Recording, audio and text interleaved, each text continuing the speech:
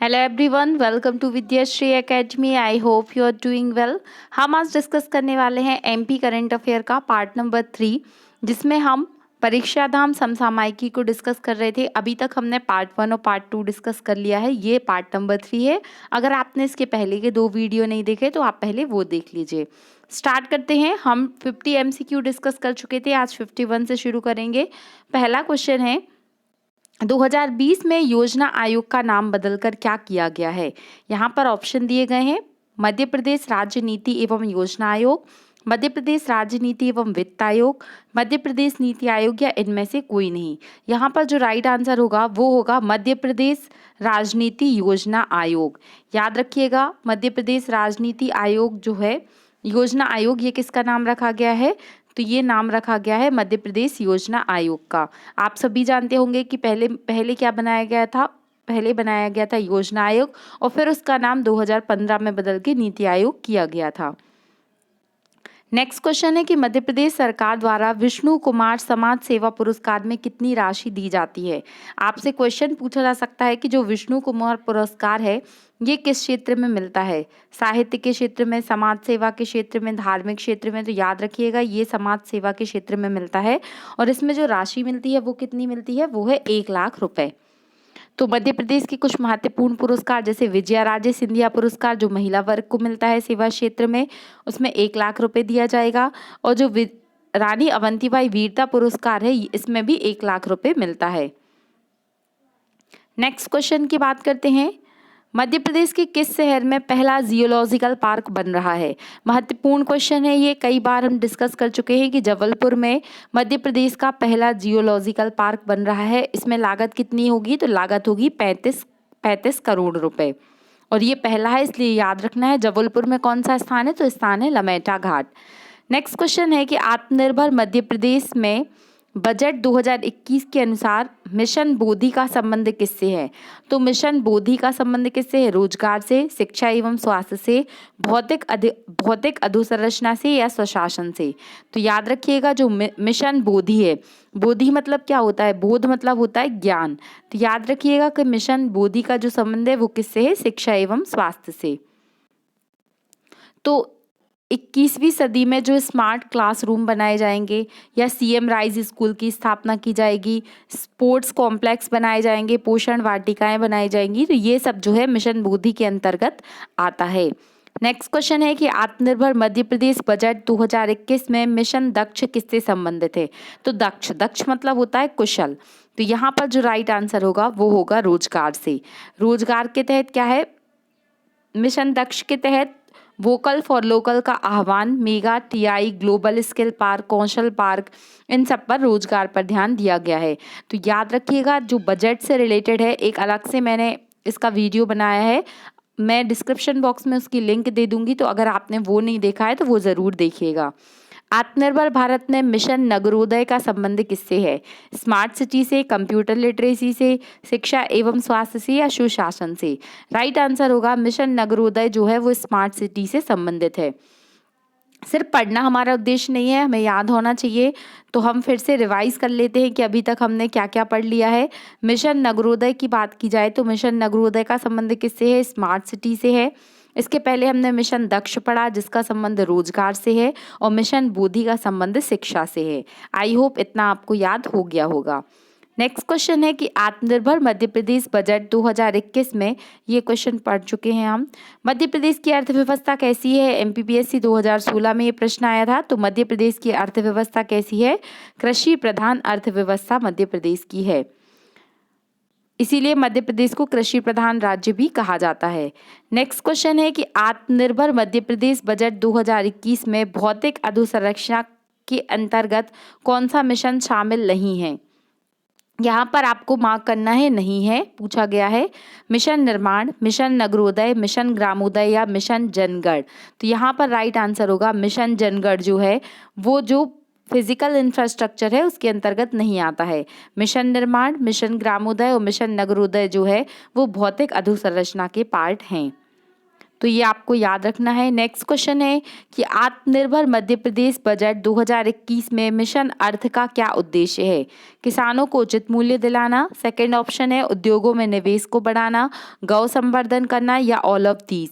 यहाँ पर right answer होगा आत्मनिर्भर मध्य प्रदेश 2021 के अनुसार मिशन अर्थ का आंसर होगा कि किसानों का मूल्य भी बढ़ाना है, उद्योगों में इन्वेस्टमेंट को भी बढ़ाना है और गौ संरक्षण भी करना है। तो यहाँ पर राइट आंसर होगा all of these. Next question है कि आत्मनिर्भर मध्य प्रदेश बजट 2021 में मिशन निरामय का उद्देश्य क्या है? स्वास्थ्य सेवा एवं प्रबंधन करना, टेलीमेडिसिन को बढ़ाना, मेडिकल कॉलेज में सीटों को बढ़ावा देना या ऑल ऑफ दीज। तो मिशन निरामय मतलब होता है कि ये स्वास्थ्य से संबंधित है। इसका मतलब क्या होगा कि स्वास्थ्य सेवाओं का प्रबंधन भी दिया जाएगा, टेलीमेडिसिन को भी बढ़ावा मिलेगा और मेडिकल कॉलेज में सीटों की संख्या भी बढ़ाई जाएगी। तो आंसर होगा यहाँ पर मिशन निरामय का संबंध उपरोक्त सभी सेवाओं से है। नेक्स्ट क्वेश्चन है, महत्वपूर्ण क्वेश्चन है कि देश का पहला ड्रोन स्कूल मध्य प्रदेश के किस स्थान पर खुलेगा? आपको पहले सोचना है कि आपके अकॉर्डिंग आंसर क्या होगा। ऑप्शन दिए गए हैं ग्वालियर, भोपाल, सतना या इंदौर। तो ड्रोन स्कूल कहाँ पर खुलने वाला है? तो ये प्रस्तावित है ग्वालियर में। याद रखिएगा ये क्वेश्चन महत्वपूर्ण है, ये क्वेश्चन आपसे पूछा जा सकता है। मध्य प्रदेश में कुल 5 ड्रोन स्कूल खोले जाएंगे जो कि क्रमशः कहाँ कहाँ पर होंगे? ग्वालियर, इंदौर, भोपाल, जबलपुर और सतना में प्रस्तावित हैं। लेकिन यदि पहला पूछा जाएगा तो आंसर क्या होगा? आंसर होगा ग्वालियर। नेक्स्ट क्वेश्चन की बात करते हैं कि मध्य प्रदेश की अर्थव्यवस्था कैसी है, ये डिस्कस कर चुके हैं। आत्मनिर्भर मध्य प्रदेश बजट 2021 में मिशन निर्माण के अंतर्गत शामिल है सड़क निर्माण, सिंचाई निर्माण, नलकूप की व्यवस्था या ऑल ऑफ दीज। आंसर होगा मिशन निर्माण के तहत क्या आएगा? सड़क निर्माण, सिंचाई निर्माण और ग्रामीण जलों में नल जल की सुविधा जो है वो मिशन निर्माण के अंतर्गत आएगी। तो आपसे पूछा जा सकता है कि हर घर नल से जल का टारगेट अचीव करने वाला मध्य प्रदेश का पहला डिस्ट्रिक्ट कौन सा बना है? तो अब ये आपको याद हो गया होगा, आंसर होगा बुरहानपुर। 2441 किलोमीटर की सड़कें, 65 पुल और 105 ROB का निर्माण किया जाएगा। और जो सिंचाई का लक्ष्य है, सिंचाई का रकबा बढ़ाने की बात की गई है। 164 नवीन सिंचाई परियोजनाएं प्रस्तावित हैं। और जल जीवन मिशन के तहत क्या टारगेट रखा गया है? 33 लाख ग्रामीण घरों तक नल जल को पहुंचाने का लक्ष्य है। देखिए ये जो हम करंट अफेयर पढ़ रहे हैं, ना केवल MPPSC के प्रीलिम्स के लिए बल्कि मेंस के लिए भी ये आंकड़े बहुत ही महत्वपूर्ण है। आप इन्हें अपनी आंसर राइटिंग में लिख सकते हैं। आत्मनिर्भर मध्य प्रदेश बजट में 2021 में मिशन ग्रामोदय का उद्देश्य क्या है? स्वसहायता समूह को बढ़ाना, स्वच्छ भारत को प्रोत्साहन देना या उपरोक्त दोनों या ग्रामीण क्षेत्रों में कंप्यूटर साक्षरता को प्रोत्साहन देना। तो यहाँ पर मिशन ग्रामोदय का उद्देश्य क्या होगा कि स्वच्छ भारत को भी बढ़ावा देना है और स्वसहायता समूहों को भी बढ़ावा देना है। नेक्स्ट क्वेश्चन है कि वर्ष 2020 में ईज ऑफ डूइंग रिपोर्ट जो कि औद्योगिक नीति और संवर्धन विभाग के द्वारा जारी की गई, इसमें मध्य प्रदेश का कौन सा स्थान है? ये 2018 में सब ग्रुप 4 के एग्जाम में आ चुका है। यहाँ पर राइट आंसर होगा फोर्थ नंबर का जो रैंक है वो मध्य प्रदेश का 2022 में ease of doing business index में आया था। अभी वर्तमान में अगर आपसे पूछे न्यू रिपोर्ट के अकॉर्डिंग आंध्र प्रदेश 2020 में आंध्र प्रदेश को प्रथम स्थान और चौथा स्थान हमारी प्यारी मध्य प्रदेश को प्राप्त हुआ था। मध्य प्रदेश बजट 2023 किसने प्रस्तुत किया? आंसर क्या होगा यहाँ पर? जगदीश देवड़ा, शिवराज सिंह चौहान, गोपाल भार्गव या गौरी शंकर बिसेन। पटवारी 2017 का क्वेश्चन है ये, याद रखिएगा। अभी के अकॉर्डिंग आंसर क्या हो जाएगा? जगदीश देवड़ा जी की बात की जाए तो इनका संबंध जो है वो नीमच जिले से है। और ये कहाँ से विधानसभा सांसद निर्वाचित हुए? मंदसौर के मल्हारगढ़ से। ये भी याद रखिएगा, वर्तमान में वित्त मंत्री के पद पर नियुक्त हैं। अफ्रीका महाद्वीप के किस देश से कूनो पालनपुर राष्ट्रीय उद्यान में 17 सितंबर 2022 को चीते लाकर बसाए गए? ये अभी तक हमने जितने क्वेश्चंस पढ़े हैं ना उसमें सबसे महत्वपूर्ण है। याद रखिएगा कि ये बहुत अधिक चर्चा में रहा था क्योंकि 17 सितंबर जो कि मोदी जी का जन्मदिन रहता है, उस दिन 2022 को अफ्रीका से कूनो नेशनल पार्क में चीते लाए गए थे। तो याद रखिएगा यहाँ पर आंसर होगा अफ्रीका का कौन सा देश था? वो था नामीबिया। और नामीबिया के बाद अब साउथ अफ्रीका से भी वहाँ पर क्या आने वाले हैं, चीते आने वाले हैं। तो 17 सितंबर 2022 को अफ्रीका महाद्वीप के नामीबिया से 8 चीते श्योपुर जिले के कूनो पालनपुर राष्ट्रीय उद्यान में लाए गए और इसके बाद साउथ अफ्रीका से 12 चीते आ चुके हैं। तो ये भी आपको याद रखना है। मध्य प्रदेश की इंदौर सेंट्रल जेल के द्वारा नए एफएम रेडियो की शुरुआत कहाँ पर की गई, मतलब उसका नाम बताना है आपको कि कौन से एफएम की शुरुआत की गई। तो आंसर होगा जेलर वाणी। इंदौर सेंट्रल जेल का खुद का एफएम है ये जेलर वाणी। मध्य प्रदेश के किन शहरों में पुलिस कमिश्नर प्रणाली को लागू किया गया। जब ये बदलाव हुआ था तो ये काफ़ी चर्चा में था, तो ये क्वेश्चन भी आपसे एमपीपीएससी और बाकी एग्जाम में पूछा जा सकता है। यहाँ पर इंदौर और भोपाल में क्या है, पुलिस कमिश्नर प्रणाली को लागू किया गया है। होशंगाबाद का नाम बदलकर नर्मदापुरम, ये तो सबको पता है कि होशंगाबाद का नाम बदलकर नर्मदापुरम कर दिया गया, बट यहाँ पर डेट पूछा है और स्पेसिफिक एमपी के एग्जाम में डेट पूछने का कॉन्सेप्ट रहता है। तो याद रखिएगा कि जो होशंगाबाद का नाम बदलकर नर्मदापुरम किया गया तो वो कब किया गया, 7 फरवरी 2022। याद रखिएगा कि होशंगाबाद का नाम बदला गया, कब बदला गया, 7 फरवरी 2022।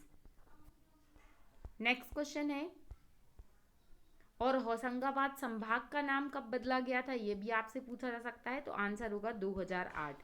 2008 में संभाग का नाम बदला गया था और अब पूरे होशंगाबाद का नाम बदल दिया गया है। मध्य प्रदेश खेल और युवा कल्याण मंत्री वर्तमान में कौन है। यहाँ पर ऑप्शन दिए गए, महेंद्र सिंह सिसोदिया, कमल पटेल, यशोधा राजे सिंधिया, प्रभुराम चौधरी। राइट आंसर क्या होगा यहाँ पर, मध्य प्रदेश की जो युवा कल्याण मंत्री हैं वो हैं श्रीमती यशोधा राजे सिंधिया।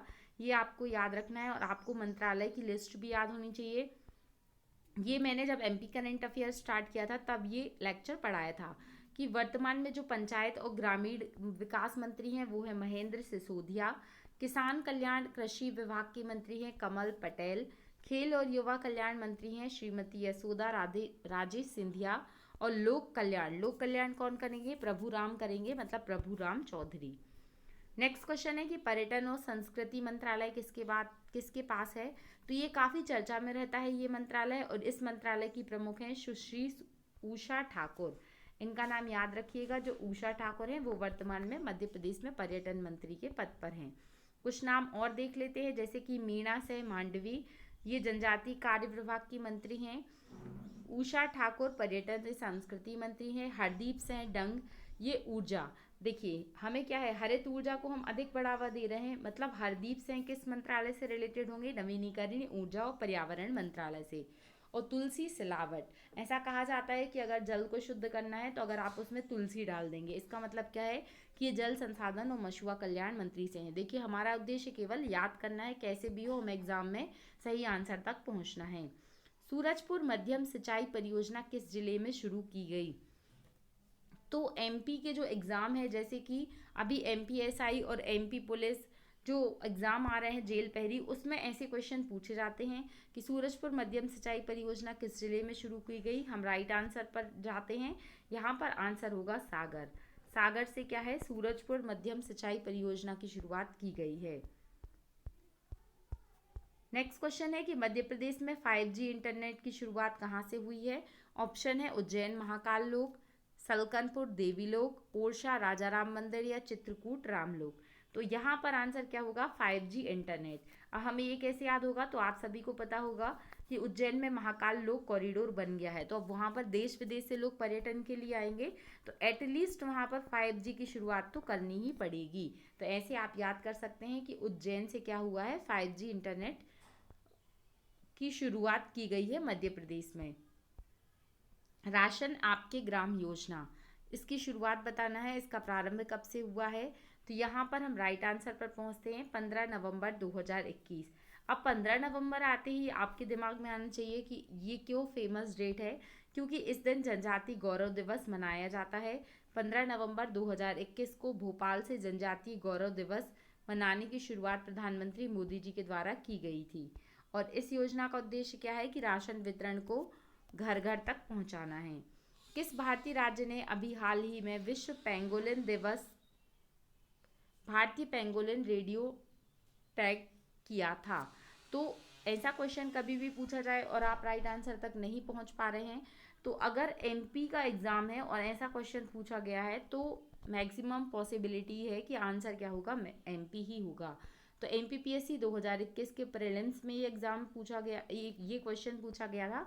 आंसर होगा मध्य प्रदेश। मध्य प्रदेश ने अभी हाल ही में विश्व पेंगोलिन दिवस को भारतीय रेडियो को टैग किया गया था। ये भारतीय पेंगोलिन की रेडियो टैगिंग की गई थी। रेडियो टैगिंग का मतलब क्या होता है कि ये पेंगोलिन जो है वो कहाँ पर जा रहा है, किस तरीके से इसकी विलुप्ति से बचाया जा सकता है, उसके लिए ये यूज़ किया जा रहा था। तो अति विलुप्त प्रजाति की श्रेणी में शामिल है पेंगोलिन। ये क्वेश्चन भी आपसे पूछा जा सकता है।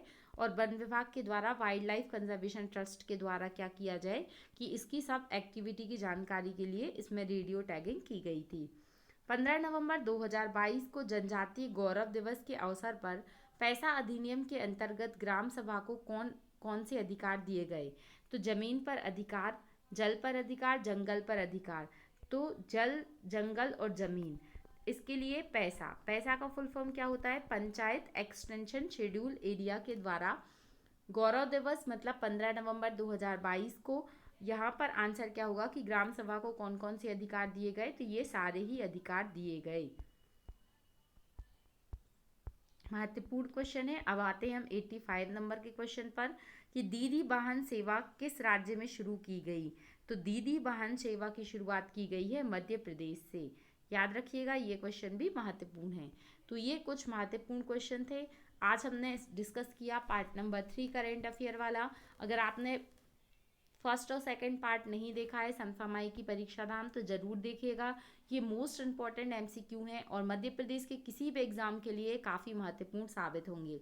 अगर आपने पहली बार चैनल देखा है तो प्लीज़ सब्सक्राइब कीजिएगा, दोस्तों तक शेयर कीजिएगा और आप अपना फीडबैक कमेंट बॉक्स में ज़रूर दीजिएगा। Thank you so much. जय हिंद, जय भारत।